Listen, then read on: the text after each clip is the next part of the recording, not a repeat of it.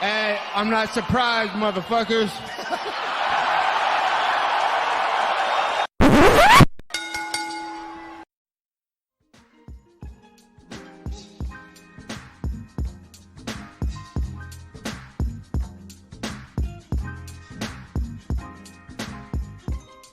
What's up, guys? Welcome to Courtside Soundoff podcast. I'm Josh Evanoff. He's Angel Ortega. This is not as heavy of a week as it's going to be next week or in weeks previous. However, we're going to talk about a lot of news, a lot of basketball. It's going to be a basketball-heavy podcast. Before we get into basketball, we're going to talk about some MMA and some boxing. March is going to be the kind of time for a lot of big fights to happen.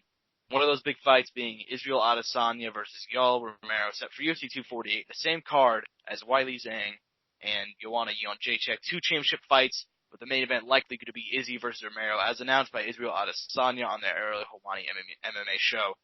Angel, I'll ask you right off the bat, do you think this is the right matchup? How much you like this matchup? So on and so forth. I mean, regarding the situation, because Paulo's hurt right now, I guess it's like the most exciting and, good thing, and I mean, it'll be a good name for Izzy to fight, and obviously if he takes the win, it's going to look great on his record. I think no matter what, though, the match to make was Paulo, but just due to the circumstance and, how things work out, and, the situation, they had to move on to the second best thing, and to be honest, the second best thing is still arguably maybe the first best thing, and it's Yoel Romero. So going forward, I mean, I'm excited, man. I mean, that's a fight that I think Izzy would have wanted at some point, and he's getting it now. I think the Paulo fight will happen no matter what at some point throughout his history and time in the NBA, the UFC, my bad. And I'm thinking a bit ahead. And, I mean, I'm excited for that. I mean, Yoel is, we praise him every time on the show. Crazy athletic, a freak of nature, interesting human being. And, I mean, no matter what, we'll be entertained. Absolutely. No matter what, it's going to be entertaining. Like I said, I think Jared Cannonier should have gotten the title shot. 3-fight winning streak over against the guys that are all ranked. Jack Hermanson he defeated last time. He's number 6. Anderson Silva's at 15, and so, we've got, he has some nice wins, but regardless, Yoel Romero, 2 losses in a row, but even then, this is a really, really great matchup. That this is just an awesome fight. And it's one that I really think that Yoel could win. It's definitely I'd pick Izzy, off the top of my head, I'd pick Izzy. But I think it really depends, if Yoel's gonna go out and use his wrestling, just try and chain takedowns together, get the fight to the mat, I think he could absolutely pick up the win. I like that fight a lot. I think it's really, really interesting. Izzy said he wants to get him out of the way, because, he said, something along the lines that it's inevitable, which I kind of agree with. I just wish that it would have happened, somewhere down the line, but I understand that due to circumstances, it's happening right now. Angel, who's your pick, right now for that fight? Dude, I do think the fight could go either way, just depending on how they decide to. Well, I think it's more depending on Yoel, how Yoel decides to take it on, because I don't think we've ever really seen Izzy on the ground or be tested on the ground. Regarding any the last couple fights, it's always been on the feet. So I'm curious to see if that were to happen, how do you deal with it? So I guess in a way, that's great for the matchup. And obviously Izzy's a specialist. He's a kickboxer, and it's worked out till now. Let's see if it works out this time. I imagine it will. I don't know why it wouldn't. But just right now as it stands, I'd probably take Izzy. I wasn't too big of a fan in the last Yoel fight. It was a weird fight. He was weird during the fight. I love Yoel either way, but I gotta take Izzy, man. Izzy's on a tear. Understandable. In terms of MMA stuff that's been announced, I have a little bit of a personal announcement before we kind of go on to other stuff. Invicta FC 39 set for February 7th, the Memorial Hall. I'll be there. I'll be covering it for KHF Press as always. I don't know officially. Something can happen, but in the main event, Jin Yu Fry, who should be in the UFC right now, I hold that opinion. Great great atomweight. Well, obviously she'd have to move up weight class. They don't have the atomweight division, but for the atomweight title, taking on Ashley Cummins in a rematch. That fight was set for a couple of months ago, and obviously she had to, drop out due to injury, and she went over to fight in Japan. She fought Ryzen 16 earlier this year for the atomweight title. Didn't pick up the win, but regardless, she's back in Invicta. She set a headline in October, but she fell out. Pearl Gonzalez ended up main eventing. She picked up the win, and actually taking on Miranda Maverick for the flyweight number one contender kind of spot there. That's a great fight. I don't know who I'd pick I'd probably pick Fry to maintain her status, and I'd probably pick Miranda Maverick for the upset. But regardless, that's a great doubleheader they got down there. February 7th in Memorial Hall in Kansas City, Kansas. Guys, watch it on UFC Fight Pass. I'm totally sure I'll talk about it then and all that stuff. So to move on to more overall general MMA and boxing news, Clarissa Shields defeats Habazin. I think I said her name correctly. Ivana Habazin for the WBC and WBO light middleweight titles, the quickest ever to be a 3-division champion after 10 pro fights. And now we've heard all the discussion of will she take on Amanda Nunes next. There were reports that apparently Nunes is going to be there live, but I'm not sure if that's actually what happened. He's going to be there ringside. I'm not sure if that's what happened. But regardless, that's what they're kind of both aiming for next. The UFC seems to want it. Shields seems to want it. The only hang-up could possibly be that Amanda Nunes does not want to face her in the boxing ring, which Shields said would probably need to happen in order for the MMA fight to happen. Angel, are you excited at all for this potential matchup of Shields versus Nunes, or is it just something you're over, like the boxing MMA crossovers? I don't think they'll ever be done with the crossovers. I think the crossovers are great. I think I want something to happen with it. Obviously, I think it's a great thing for both sports. I mean, it brings fans from both sides and it introduces people to both sports. And I mean, just people who hear about MMA because they hear it through boxing and something about MMA because vice versa, however you want to say it. I think I love it. I love the idea of it. I mean, I don't know what outcome I would want. I think anything that is just exciting is the best thing in the world for it. Like I said, I don't think it'll ever be over, and I don't think crossovers like this will ever be done because it's just too exciting. It's too exciting. It brings so much, and I don't know why we would want it to end at any point in time. And I mean, currently with the Amanda, how she stands at UFC and her dominance, I mean, it's only up from here. So I mean, just got to secure those bags and create entertainment, and keep taking names and W's out here. I figure I'll go ahead and ask, who do you think this does more for? Is it Shields or Nunes? Because it seems to me that really only Shields is getting something to gain from this. Because she's definitely not the casual star. I mean, if she were to come out successful, I mean, it'd be a big deal. If she were to say step into the octagon and beat Amanda by some form, I think that'd be a big deal.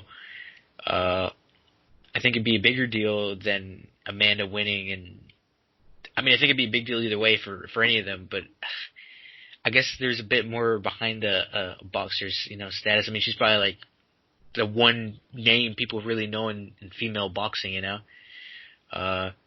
Outside of that, I mean, there's probably, very few, I'm talking everyday people you could probably ask to name a female boxer, and I mean, that'd probably be one of them. I mean, it would take a bit, but I'm sure eventually, you could get to someone and they'd be probably able to throw a name out there like that. Fair enough. Do you think that either one would win in their respective, fight? Let's say a boxing and an MMA match happens. Do you think that either one could pick up the upset? It's hard, man, because you got to think about it. They're both in their sport for a reason, right? And they're both really successful right now for a reason. I mean, Amanda's, like we talked last time, she's goated herself. Obviously, Clarissa out here just breaking records, being extremely successful really early on in her career. It's really hard to think someone could, from the opposing sport, could upset. But I mean, they're both talented, and maybe there is a world where it happens. I wouldn't want to say who would do it. I mean, I think I have faith in Amanda, but I mean, when it's just gloves and, you're able to do shoulder rolls and, you're able to protect your face a bit more with gloves and, stuff like that. I don't know. And then at the same time in the UFC, I mean, Clarissa doesn't have that same coverage with her gloves, can't do the same kind of things she would do typically in the ring. And then obviously there's more tools for Amanda to take advantage of besides just, being on the feet and using her legs and her hands and her head movement. So it'd be really hard for me to believe the opposing person from the opposing sport would beat the person who's already, successful in their sport. Fair enough. To move on to other, news in the boxing world, this one's not about a crossover. In fact, it's about probably the greatest star in boxing right now, that man being Canelo Alvarez. It seems his return reportedly has been set for May 2nd. However, the opponent is yet to be set. Billy Joe Saunders and Callum Smith both seem to be the finalists for the Canelo, award, the Canelo Prize. Of those two options, who would you like to see? Like, I know who I personally would want, but who would you rather have? I think at this point in time, to me, it's almost like, as long as it's a name, it doesn't matter who Canelo's taking on, at least for me personally. I think as long as it's someone who's ranked, holds a title, has some sort of relevancy in the sport, I think it doesn't matter. I think both those guys are interesting. Both those guys are names. I think that's all that matters. And I just want to see it. I don't care. Make it happen. I think, like I said, I just want to be entertained. That's the big thing for me right now with Canelo and how he stands in his career. Who do you think poses the more stylistic problems for him, if like either give him any problems? I think I was thinking about this the other day. I think we moved. There was a point in time where I was like, maybe, style matters in boxing, but I thought about it recently. I'm like, I think the best style is when you're just able to adapt to any style, and I think Canelo's somewhat gotten there. I mean, I don't think he's 100% there, where he can just switch up and just box different every time, but he's definitely pushing it where he's almost at that point where he's not necessarily I think at the base of it maybe he'll always be a counterpuncher, right? Yeah. But I think he's more than a counterpuncher at this point in his career. I feel like he can be a little different. He can box differently than just that. I mean his bread and butter I think will always be that, but I think he has more to offer that at this point in his career now. And I think that's shown in his last couple bouts. Kind of a different kind of boxer he is compared to who he was when he was younger. Stylistically, though, I mean, I think obviously Billy Joe with just the fighting style of just taking it the distance, man, taking it the distance if he has to. I mean, he's not afraid to take a few rounds off here and there.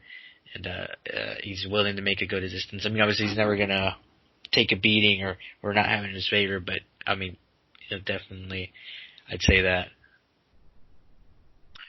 Yeah, fair enough. I'm kind of back and forth on who I would want to see. I've wanted the Callum Smith fight for like a long time for Canelo.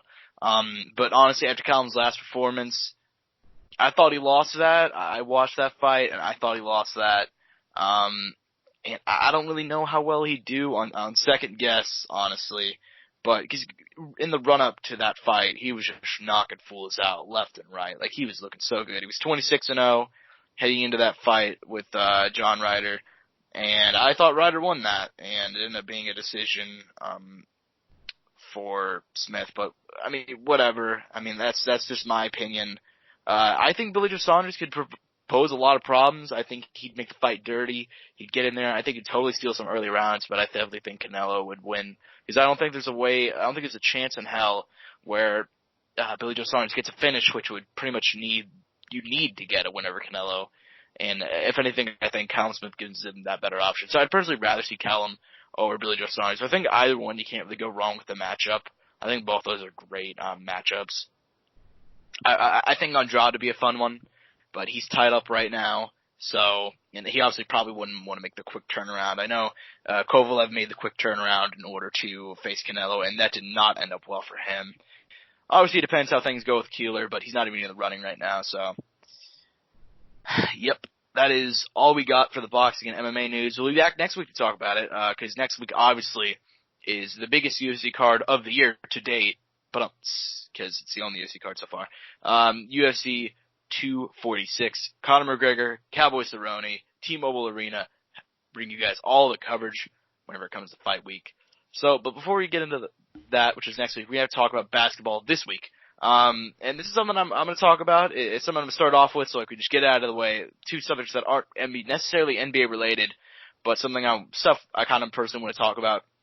I saw the movie Uncut Gems over the weekend, and it is the greatest basketball movie since Space Jam, ladies and gentlemen.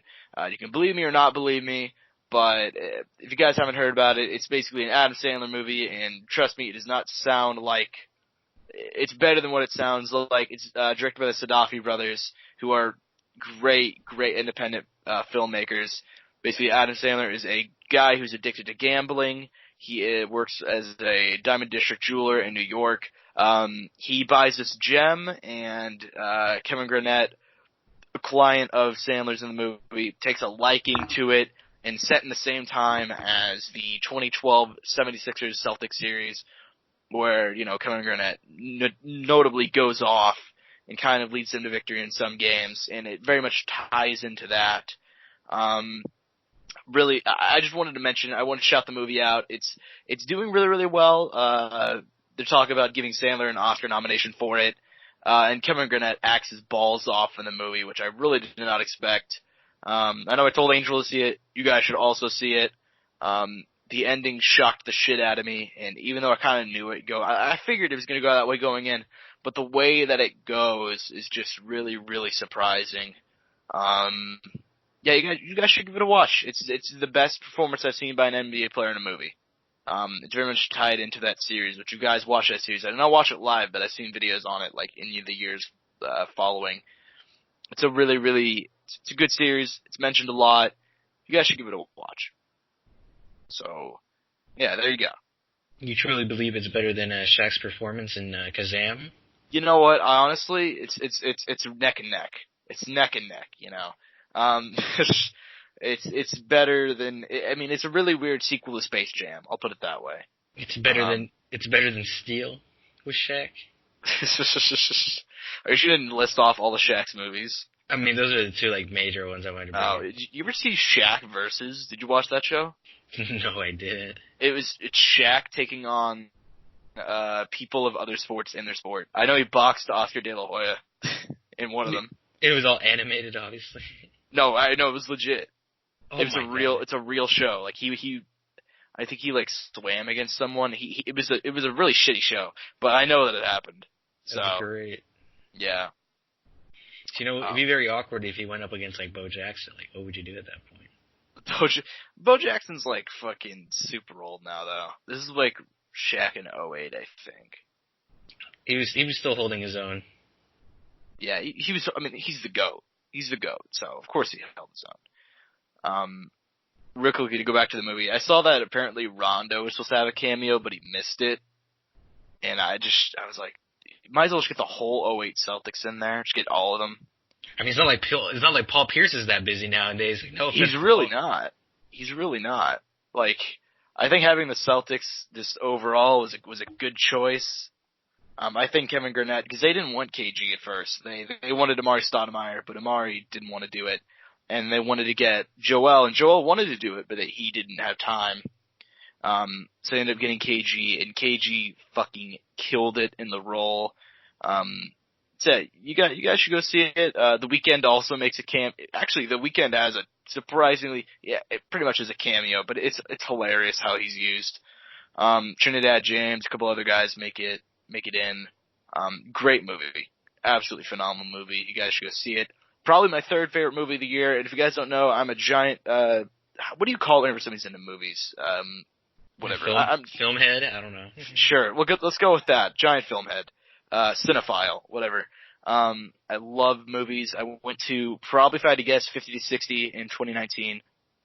Probably my third favorite movie, behind Joker and Once Upon a Time in Hollywood. Haven't seen The Irishman, so if you guys want to talk movies, I could talk movies all day. So, yeah. 3 hours of your life, or what is it, 4 hours almost for The Irishman? 3.5. And I don't necessarily have a problem with it because Martin Scorsese films are super long anyways, and I've heard it's great. I really want to see it because I need to sit down and just allot some time to it because I love all the three guys that are in it: De Niro, Pesci, and Pacino. And Joe Pesci came out of retirement to do that movie, and he's obviously the guy from. A lot of people don't know Joe Pesci's name, but they can remember all his performances. He was in Home Alone. He was a short guy in Home Alone. He was in Goodfellas. He was in Casino. You motherfucker, you. I fucking love Joe Pesci. And yeah, but I've heard it's great. And kind of the Oscars right now is tied up with there's basically 4 guaranteed performances to get nominated.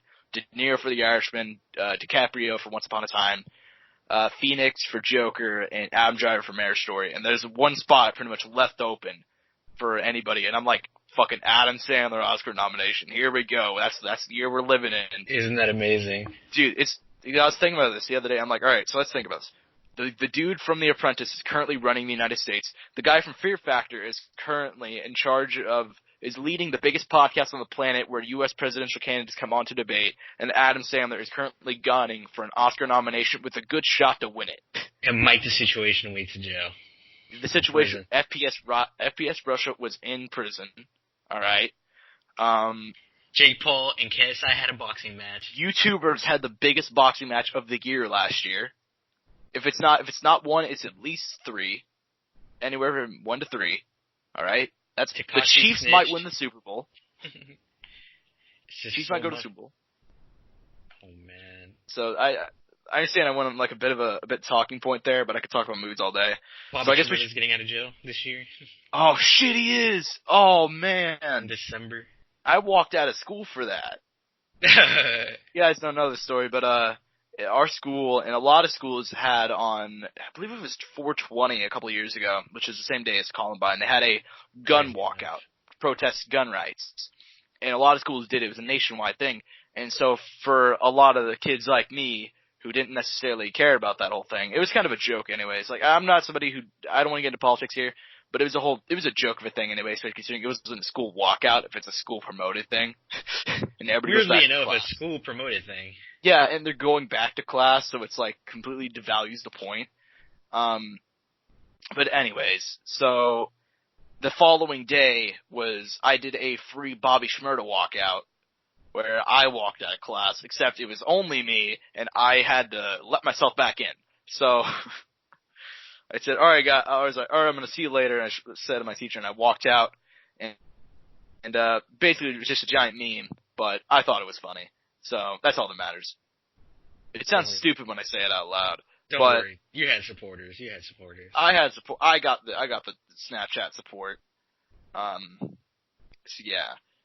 Let's move on to actual sports news, because we've gotten super off topic. The Big Three is teasing a big announcement. As you guys know, we went to the Big Three in Kansas City as official press members. The greatest thing of our careers. Anyways, thus far, it was of all the media shit I've done, it was definitely up there. It was really, really cool. The whole experience was awesome. And they are teasing a big announcement for next Wednesday. We don't know what it's going to be, but we wanted to kind of talk, just kind of predict what it's going to be, I guess, because at first I thought it was going to be a schedule, but the way that they kind of, Ice Cube and the Big Three worded it, it was like everything changes next Wednesday. It makes me think something really, really big is going to happen. I'm not sure what that's going to entail, whether that means a big player's coming over, possibly someone like Kobe. Kobe's not coming over. Kobe's not doing that. But somebody like a former champion, maybe someone like Paul Pierce. He's not doing shit. We just talked about him. It may be, my theory, my outside shot theory is that they're going to make it a location-based thing. Like they're going to give teams to cities. I'm not sure if that's what they're going to do, but I think that'd be a bold thing to do. If so, I think Kansas City would totally be a layup because they don't actually have a sports team. But, most likely it's going to be a schedule, but I hope it's something crazy. Well, it's definitely a league thing, from what we can tell. It's not necessarily like an individual thing, I think, for just one thing, because he said the Big Three as a whole will never be the same again. So either maybe more money's coming into it, maybe another team's being added into it, maybe they're gonna take some games internationally, Well, they've already got Big 3 in China. I know they went on tour in China.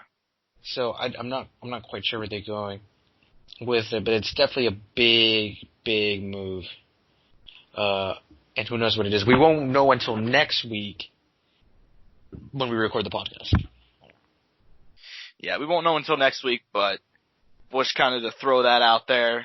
In terms of actual NBA news, we're going to get into actual NBA guys. So, Victor Oladipo returning to the Pacers this month, the 29th. My big kind of question is, how much do you think this elevates them in terms of the standings and championship contention? Because it seems like the East is wide open.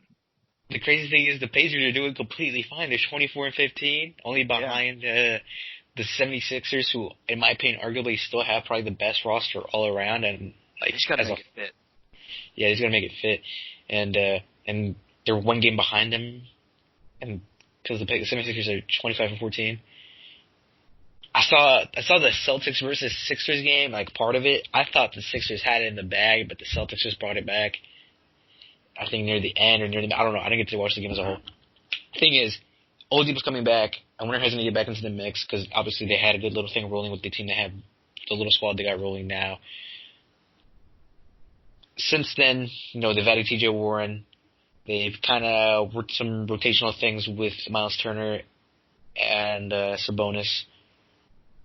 And T.J. McConnell's going to get in some fat minutes. So, Aaron Holiday and Justin Holiday, the two brothers, about to take a hit on minutes for sure. So I wonder how they're going to feel about that. I mean, I don't think there would be, at least me as a teammate, I really wouldn't contest it because, obviously as a player, you will never doubt your ability. But, I think Oladipo is, pretty far the best player on the team. I think the only person who's probably behind him is probably I'd say probably second best, or the three behind him are probably Warren, Turner, and Sabonis would probably say are behind. And then I maybe put Holiday at the end of that. Aaron Holiday at the end of that. Yeah. Maybe Justin. Just depends. I think they're both great players. I think both the Holiday brothers are super talented. I mean, going forward, though, if they're already doing good now, it just should only get elevated even more and get deeper into the standings. They could pass the Sixers and pass the Raptors and, sit pretty there. And maybe even pass the Celtics and push for a third seed. Because it's all really tight right now. It's only one game separating them. There's going to be a mix between, I think 7 and 8. Those will probably fight, 9 through 7 will fight. 6 through 2 will fight, for their seeding. That's all going to be mixed up throughout the year. Yeah, definitely. I think that it kind of, you brought it up, they are doing just fine right now without him. Now, obviously, I think, hypothetically speaking, without him, let's say he, just had a major setback and couldn't even come back for the playoffs, I think they get wrecked in the playoffs.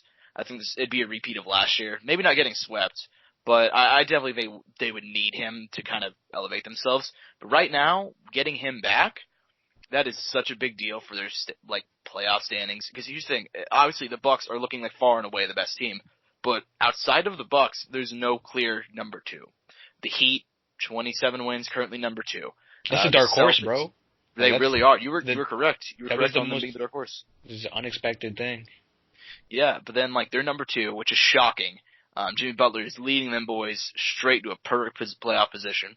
But even then, you got the Celtics at 3. They're 25-11. They've lost 3 in a row, but they're going to get back to being fine. The Raptors, 25 wins, the repeat champs, have looked really, really good this season. The 76ers, here's the thing. 2 through 6. 3 games separating them. That is insane. That's really, really insane. And then 7 and 8. After that, it falls off a damn cliff. 7 seeds currently the Magic with 18 and 21. 8 seed the Nets with 17 and 20. After that, it falls off a damn cliff. But 2 through 6, getting them back, getting Oladipo back, can elevate them right to the 2 spot in just a couple of games. That's really insane. And that's what they're going to need for the playoffs. I would not be surprised to see them make that push because they were right there with Oladipo. Whenever, obviously he was injured last year for the playoffs, but the year before that, they went toe-to-toe with LeBron and the Cavs, who ended up winning the East. That was a weird game. That's when they still had Darren Collison too.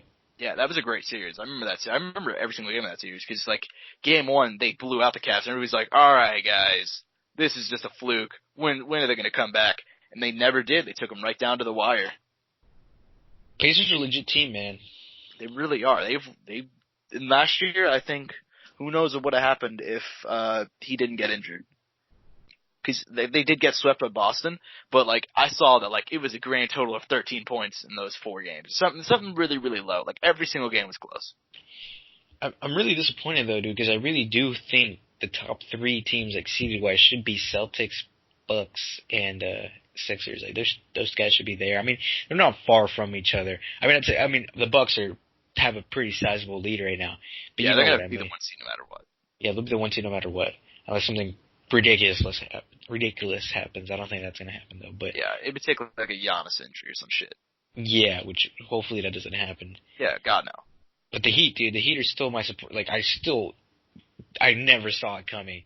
People had so much faith in this team just with Jimmy Butler, but, like, looking at it, dude, they got 2 rookie players on their team who were performing extremely well. There's nobody could have predicted that. The people's theory going into this team was really just dependent on Jimmy Butler. Because prior to that, there really wasn't too much. Like, Goran got hurt, like, and has been hurt, like, for the last 2 years. Kelly Olynyk is not, like, the greatest player on earth, no hate. It's the remains of Haslam at the forward position. Justice Winslow's been there. And Dion Waiters, I mean, shit, he's still in the NBA, you know what I mean? So it's been, like, a very, like, surprising thing. And obviously, like, just, you know, Bam Adebayo just being this great, young thing for this team at a center position. That's probably, like, one of the big guys who just doesn't get enough praise in the league right now. It's kind of crazy to me. But as it stands right now, dude, when I saw, like, remember when I told you we reviewed that seeding for this year for the playoffs, and they had, like, the Heat really high up. They had the Heat too. They had the Heat up there, like, from somewhere from 1 to 4. They weren't 1, but you know what I mean. Just saying 1 to 4, just throw it out there. And I did not have faith in the Heat because the Heat had lost all their picks. Dragic was hurt. Jimmy was not happy. It just nothing aligned for me that made me think the Heat was going to be this good. And then what do you know? The Heat are the 2 seed. Yeah. Right now. You know, we'll see what happens, but absolutely insanity. I mean, at worst they'll be the 6th seed. I mean, that's all I know. You know? Yeah, like, God forbid they completely fall off a cliff, but they're going to be fine. So right now, you know, since we're looking at the standings right now, what do you think? You know, because we're halfway through the season at this point, kind of, right? Wouldn't you say? Yeah. What do you think about the current East as it stands as a whole? Listen, I'm not going to give you, like, exact predictions. I think, like, 2 through 6 is up to change. Oh, 100%. Like, significantly. I think it just, those games, like, all those teams are so competitive. Like, even though the Bucks are 34-6, I think would come playoff time, obviously they're going to wreck whoever the 8 seed is, but I don't think they're going to run away with anything. I think that so many of those teams match up well. I wouldn't be surprised to see the Raptors back in the finals. I wouldn't be surprised to see the Celtics make a run. Obviously, if the 76ers can figure out a way to fit everybody together, because talent-wise, I think if they're so damn good.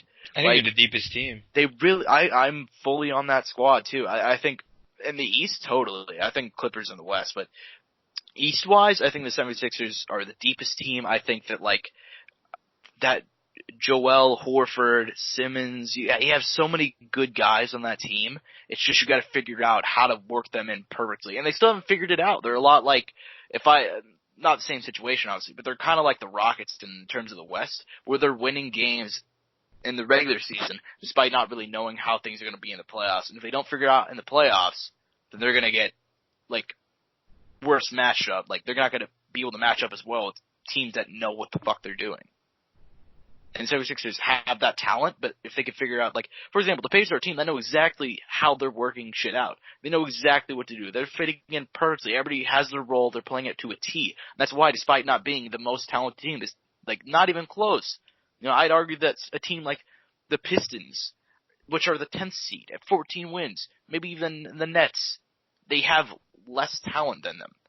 Like maybe they're deeper, but like overall star power, absolutely. But guess what? They're winning games because they know how to fit everybody together. They know how to play everybody to their best role. That's how good their coaching is. So yeah, I might be surprised to see whenever Oladipo comes back to see them make a run for the finals. Like, I would not be surprised at all.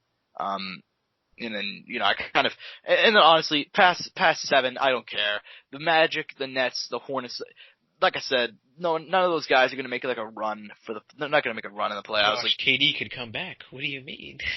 I think the Nets are going to make the playoffs. I feel secure in that, but everyone else, I think the Magic could possibly fall off. I thought that like if Blake Griffin, by the way, we didn't talk about this, Blake Griffin's done for the season.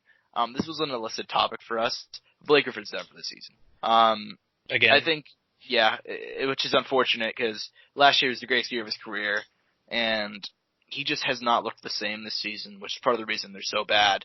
But I honestly thought if he could have stayed healthy, they would totally make the playoffs, even though they've been struggling. But yeah, no, it's done. It's done. You can stick a nail on them. They were my dark horse. That big three of Drummond, Griffin, and Rose, which looked so good to start the season. And then they're talking about trading Drummond. Griffin's out. So D Rose still playing good. D Rose still putting up 18 points a game. Put up 27 2 nights ago against the Cavs. So I don't know. Yeah, that's I go on like a bit of a long-winded rant there, but like, yeah, that's how I feel about the East. There you go.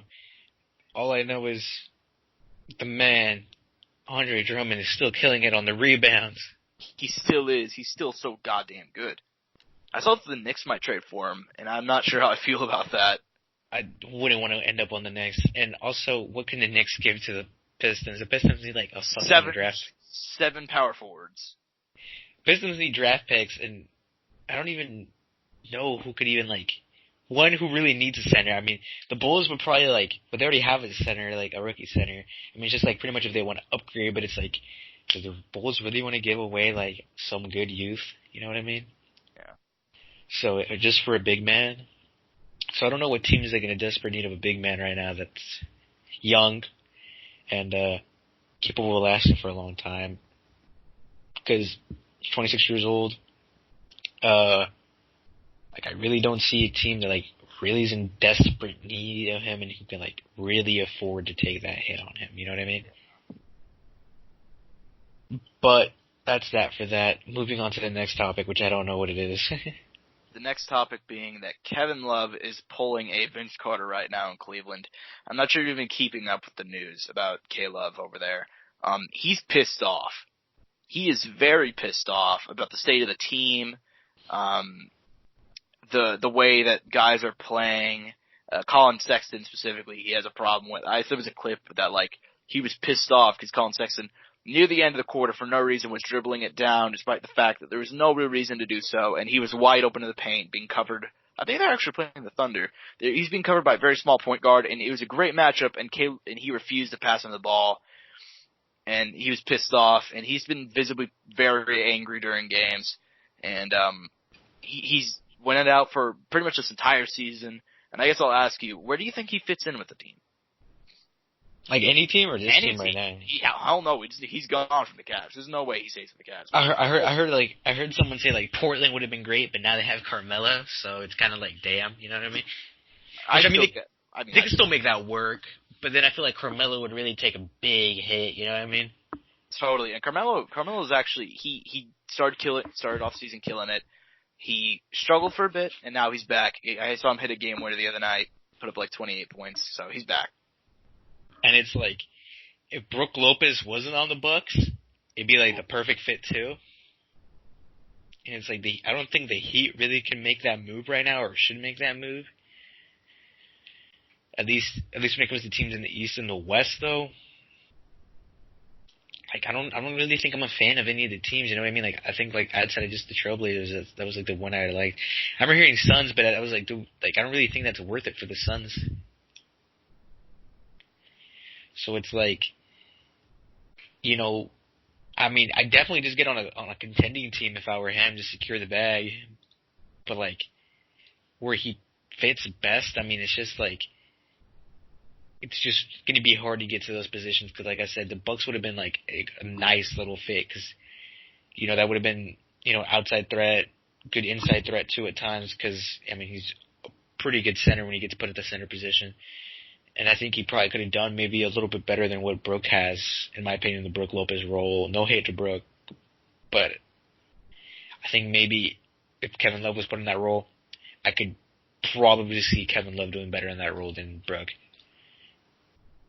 And really pushing that Bucks team beyond where they're at right now. Yeah, I'd say he's a good fit there, but I don't know. I liked the Portland situation a lot before Carmelo went there, but now they're kind of in a position where K-Love could fit in, but then you're kind of messing with that. Then again, Portland really has nothing to lose. Like as good as Carmelo's played, it's not exactly like he's not winning them as many games. They're still really really struggling. But he's still looking decent at times. Yeah, I think the Bucks situation could work really really well. Except I don't know. The Burke situation there. I'd say the Trailblazers should just trade for him. But then again, even then, that's the only fit I can think of. It's just a really unfortunate situation that he's stuck in Cleveland. I'm sure they would totally trade him. Somehow they could make a Laker move work, you know what I mean, and just secure the ring. Oh, man, that would be amazing.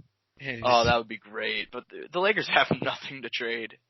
Yeah, no, there's nothing. Let's take Ray John Rondo and a thing of peanuts. And like a future pick in 2028.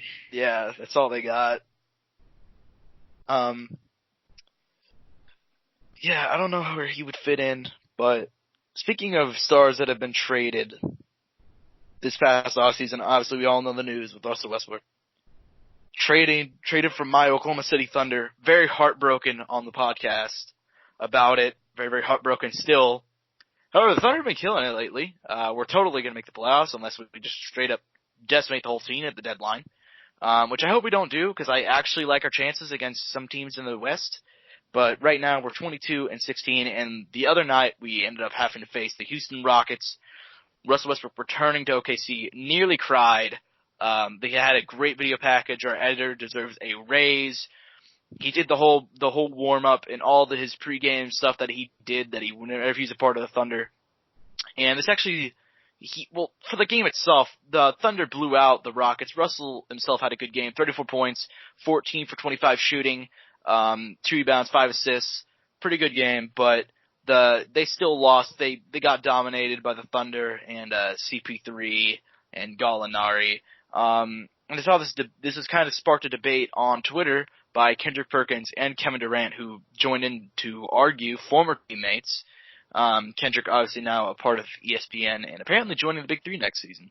They went back and forth on Twitter, and because I guess Perkins said that Russell Westbrook is the greatest player to ever put on a Thunder jersey, which prompted Katie to get all up in arms, and they went back and forth.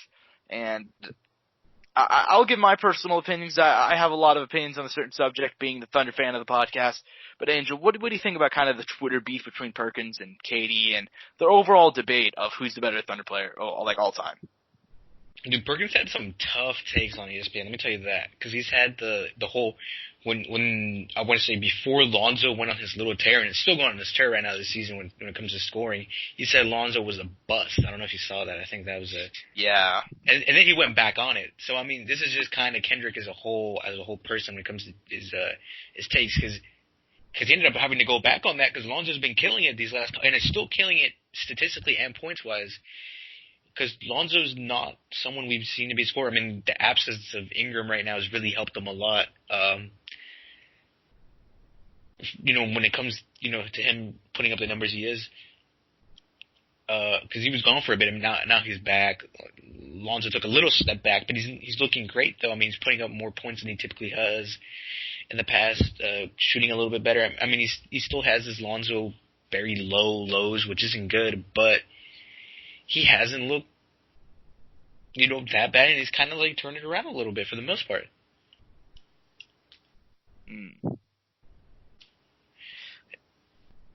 At least when it comes to that, because at least Kendrick made that whole comment, and he ended up going back on it. So, I mean, when it comes to him making those comments as a whole, I mean, it's not really like a crazy like surprise to me. You know what I mean?